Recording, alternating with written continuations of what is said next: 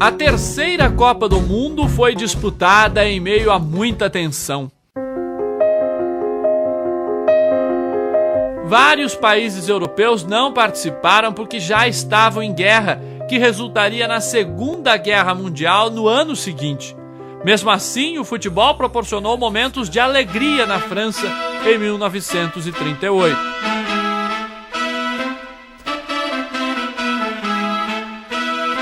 O Brasil finalmente encantou o mundo com um estilo exuberante e pela primeira vez chegou às semifinais.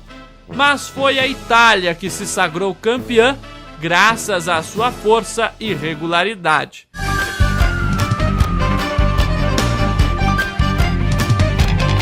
Foi também em 38 que o talento do jogador brasileiro começou a aparecer. O atacante Leônidas da Silva marcou 3 gols na vitória brasileira por 6-5 sobre a Polônia na primeira fase.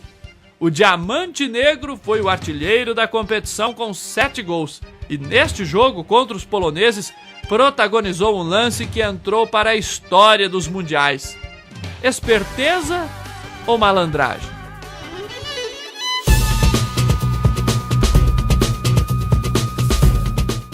Um campo pesado, com a chuva que caiu, barro, acabou a chuteira ficando na boca de jacaré. Descolou a sola da parte superior. Eu não podia ficar com aquilo, então tirei e joguei fora a chuteira. Ia ser cobrada uma falta contra a Polônia e eu fiquei desuniformizado. Chovia, o juiz não se apercebeu, nós não tínhamos meia branca na época se jogavam com meias pretas. Então, com a lama também, o juiz talvez não tenha observado, as chuteiras não eram também clarinhas, eram chuteiras de cor escura. E eu fiquei na jogada, a bola bateu na barreira, voltou para mim e eu aproveitei o lance e fiz o gol.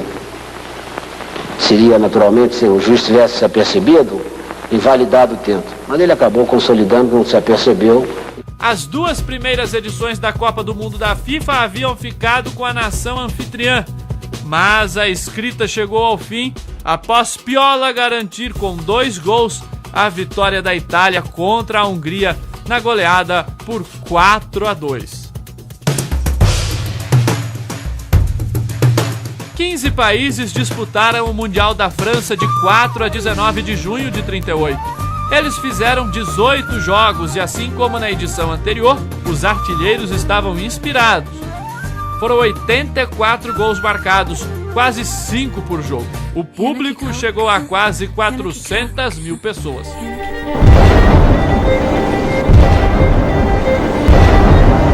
O esporte não suportou o ódio. Por 12 anos a Copa do Mundo não aconteceu, porque os países se enfrentavam em outros campos, os de guerra. A bola só voltou a rolar em um Mundial, em 1950.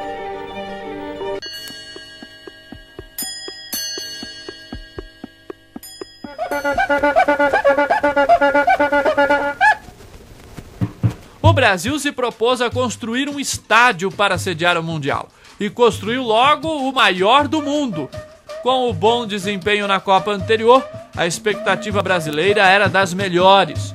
A maioria das seleções chegaram ao Brasil de navio. A rica Inglaterra, por sua vez, veio de avião. Naquele ano, a Copa não teve final, foi decidida em um quadrangular. Mesmo assim, Brasil e Uruguai fizeram justamente na última rodada da fase final a partida que decidiu o torneio. O Uruguai só precisou disputar uma partida para chegar às finais. Na fase decisiva, saiu perdendo as 3 partidas, mas conseguiu na última a virada que entrou para a história como o Maracanazo.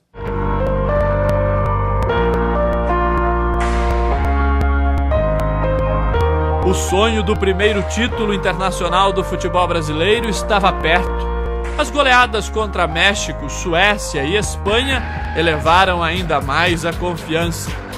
O país parou ao redor do rádio naquela tarde de domingo. Aqueles que tinham rádio em casa ficavam ouvindo rádio. E aqui tinha uma rede de alto-falante chamada Primavera. Eles falavam assim: a Primavera, a maior e mais poderosa rede de alto-falante do Brasil. Quer dizer, então você já viu que a coisa era, né? E o pessoal ficava na praça ali, sentava na praça, no banco, aí aglomerava para ouvir, né? E o pessoal na casa, aqueles que tinham rádio, a vizinhança vinha tudo ali.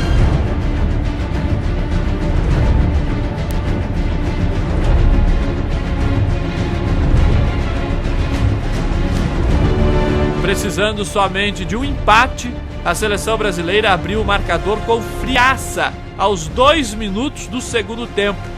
Mas a alegria de mais de 200 mil torcedores que foram ao Maracanã acabaria momentos depois. O Uruguai conseguiu a virada com gols de Juan Schiaffino e Alcides Didia.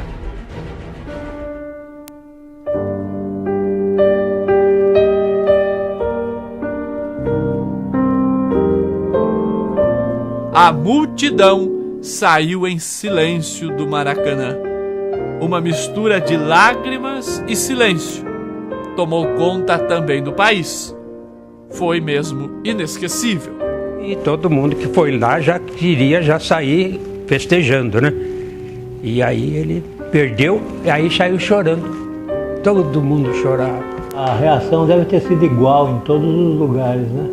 Lá em São Carlos, todo mundo em silêncio, ninguém nem conversava, né? Fizeram um silêncio completo.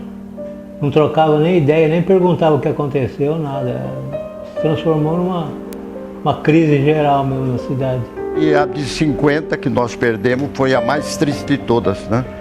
O povo chorou na rua, chorava na rua, desesperado, porque nós estávamos com a vitória, bastava empate e acabamos perdendo.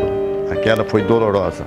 13 seleções disputaram a Copa entre 24 de junho e 16 de julho de 1950.